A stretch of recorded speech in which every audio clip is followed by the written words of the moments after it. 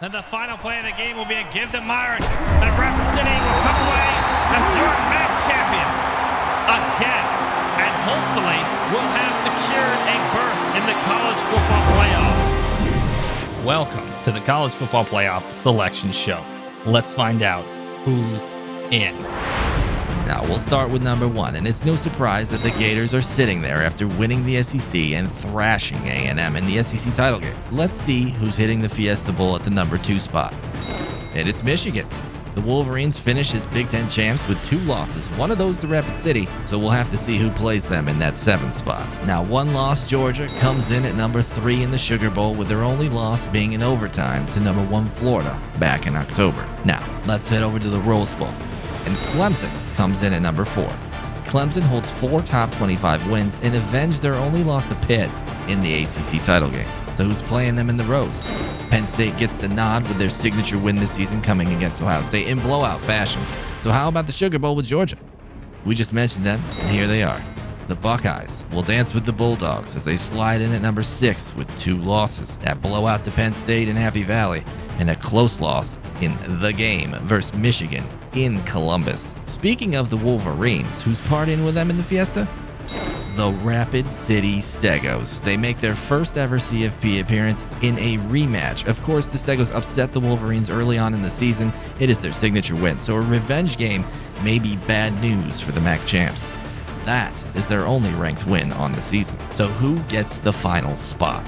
It really is down to Michigan State or Oregon State. Both teams have 3 losses, with all of them coming against ranked schools. Oregon State holds ranked wins over number 22 Utah and number 15 Oregon, while the Spartans hold 1 ranked win over number 5 Penn State, 26-10.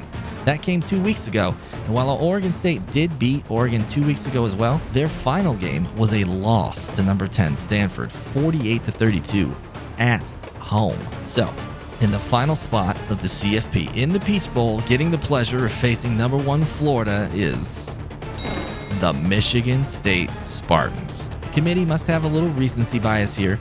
You can't lose late in the season at home by almost 3 scores. Also, of note here is Texas A&M, who was previously 6th, fell all the way to 14 after getting their 4th loss of the season to Florida in the SEC title game. All right, now is the time to predict the winner. Cast your picks in the comments to see if you can predict the winner of these games and ultimately the national champion. If you get it right, I'll do something.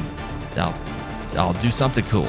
Okay, I'll do something cool. I don't know, but it's gonna be something cool. Now, let's see who won the Heisman and took home some hardware. Cameron Carroll out of Tulane takes home the Heisman. Pretty close vote, as Naquan Wright led it for the majority of the year, but it was the running back from Tulane taking it. Over 2,100 yards on the ground and 20 overall touchdowns, 18 rushing for the fella. Wright may have a chip on his shoulder for the Gators in the CFP now.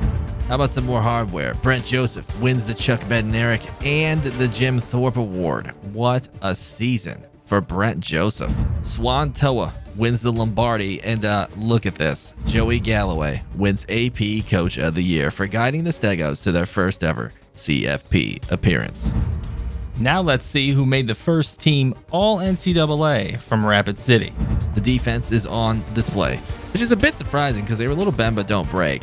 But here we go. Kyler Lang at right end, Swan Toa, defensive tackle, Sean Dolick at middle linebacker, Marcus Fuqua at free safety, and Brent Joseph at strong. Now, the second team had promising freshman Cody White at free safety, along with Burrell at returner. All-MAC, another story, as plenty of the offense gets represented here at least, with McLaurin at quarterback, Charlie Hall at wide receiver, and look at the lineman love with Shepard, Polgar, and Doty making it. And on defense, it's almost the entire team. I'm not kidding. Look at this. It's insane. I'm not even going to say all the names. Just look at it. Now let's check the second team All-MAC, and Booker, Laybourne, and Gorchika all make it on offense, while senior Zakuski, sophomore West, and freshman White make the defense. Good young secondary returning.